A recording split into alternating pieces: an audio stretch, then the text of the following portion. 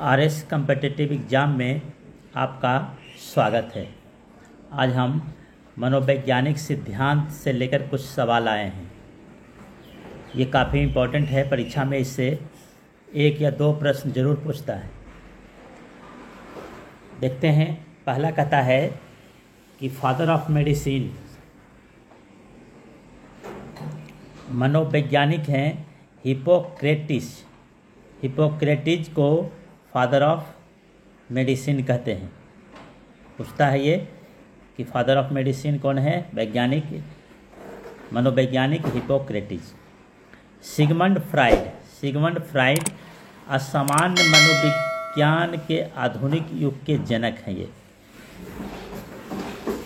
मनोविज्ञान का आधुनिक अर्थ है चेतना का अध्ययन। चेतना का अध्ययन आधुनिक मनोविज्ञान में हम करते हैं। किंडरगार्टन विधि का दूसरा नाम है बालोद्यान शिक्षण पद्धति। ये पूछा हुआ है, सवाल है। किंडरगार्टन को दूसरे नाम से किससे जानते हैं?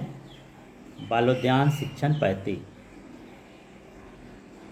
डिसलेक्सिया यह एक बीमारी है, मनोवैज्ञानिक बीमारी है। इसमें पढ़ने में दिक्कत होता है। सबसे इम्पोर्टेंट, बार बार ये पूछता है, डिसलेक्सिया में क्या होता है? पढ़ने में दिक्कत होता है। शब्दों की वर्तनी में दिक्कत होता है, शब्द को सही उच्चारण नहीं कर पाता है। सोच में अवरोधक होता है, कोई चीज़ सोच नहीं सकता है। समझने, सोचने, याद रखने में कठिनाई होती है। अधिगम क्षमता एक प्रकार है। डिसलेक्सिया क्या है? अधिगम अक्षमता, यानी कि नहीं सीखना कितने प्रकार का होता है, उसमें भी एक ये प्रकार है डिसलेक्सिया। फिर है आउट ऑफ द बॉक्स चिंतन। यह अपसारी चिंतन है। सामान्य सोच से अलग सोच पैदा कर किसी चीज़ के बारे में सोचना आउट ऑफ द बॉक्स चिंतन कहते हैं। फिर है सातवां अभिसारी और अपचारी चिंतन, दोनों देखते हैं। अभिसारी चिंतन कन्वर्जेंट थिंकिंग, किसी भी विषय वस्तु के प्रति श्रेष्ठ विचार रखना ही अभिसारी चिंतन है।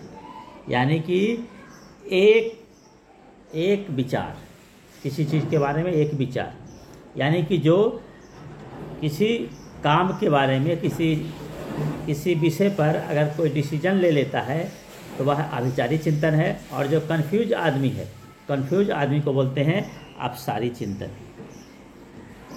अभिसारी चिंतन में एक बिंदु पर केंद्रित होता है। अगर हम कहते हैं 2 जोड़ 2 तो ये हो जाएगा 4। ये है हमारा अभिसारी चिंतन। 2 जोड़ 2 कहीं भी करेंगे तो 4 ही आएगा। इसमें कल्पना करने की आवश्यकता नहीं होती। इसमें कभी सोच ही नहीं सकते हैं कि 2 और 2 5 भी हो सकता है या 3 भी हो सकता है। ईश्वर को प्राप्त करने का सर्वश्रेष्ठ साधन भक्ति ही सर्वश्रेष्ठ साधन है। इसका उदाहरण है 2 और 2 जोड़ेंगे तो 4 ही होगा। अगर हम ईश्वर को प्राप्त करना चाहते हैं तो उसके लिए हम जानते हैं कि एक ही रास्ता है, भक्ति करना। भक्ति करेंगे तभी ईश्वर प्राप्त होंगे। अगर हम कहते हैं कि आसमान में कितने सूरज हैं तो इसका आंसर हो जाएगा 1 सूरज है। ये हमारा अभिचारी चिंतन हो जाएगा। फिर है अपसारी चिंतन में कहता है डाइवर्जेंट थिंकिंग। प्रतिभाशाली बच्चे अपसारी चिंतन करते हैं। बहुत ही ये इंपॉर्टेंट सवाल। प्रतिभाशाली बच्चे क्या करते हैं? अपसारी चिंतन करते हैं। किसी बालक को चिंतन के लिए अनेक विकल्प रहता है। जैसे अगर हम कहते हैं कि अगर आपको प्रधानमंत्री बना दिया जाए तो क्या करेंगे, तो अगर 10 बच्चे को कहा जाए तो वो 10 तरह के सवाल करेंगे। कोई कहेंगे हम सफाई को सही कर देंगे, कोई कहेंगे भ्रष्टाचार को ख़त्म कर देंगे, कोई कहेंगे हॉस्पिटल को ठीक कर देंगे, कोई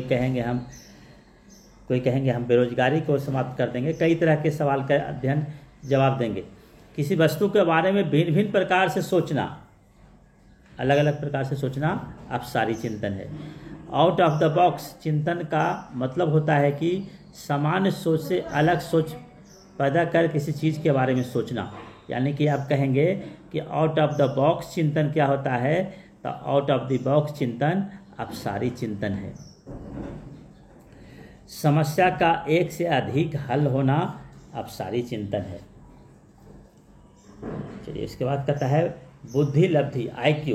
बुद्धि लब्धि का सूत्र है IQ बराबर होता है मानसिक आयु बटे वास्तविक आयु गुना 100। इससे हम एक प्रश्न निकालने के लिए देता है, जिसे हम नीचे आपका एक प्रश्न। सुकरात प्रश्नोत्तर विधि का जनक है। शुरुआत सुकरात कहता है 11 एक 16 वर्ष का बच्चा बुद्धि लब्धि परीक्षण में 75 अंक प्राप्त करता है। कहता है उसकी मानसिक आयु क्या है।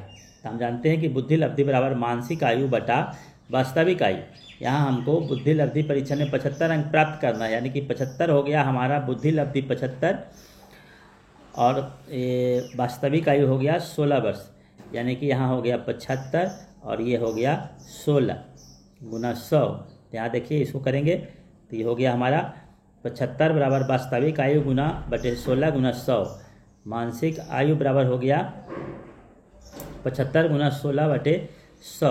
75 गुना 16 बटा 100, 25 या 75 और 25 और 100, 4 से कट गया 4 मरतबे, यानी कि इसका आ गया 12 वर्ष। यानी कि हमारा मानसिक आयु कितना हो जाएगा, 12 वर्ष इसका मानसिक आयु हो जाएगा। तो इसको हम लोग निकालते हैं, इसी से हम लोग निकाल करके और IQ ज्ञात करते हैं।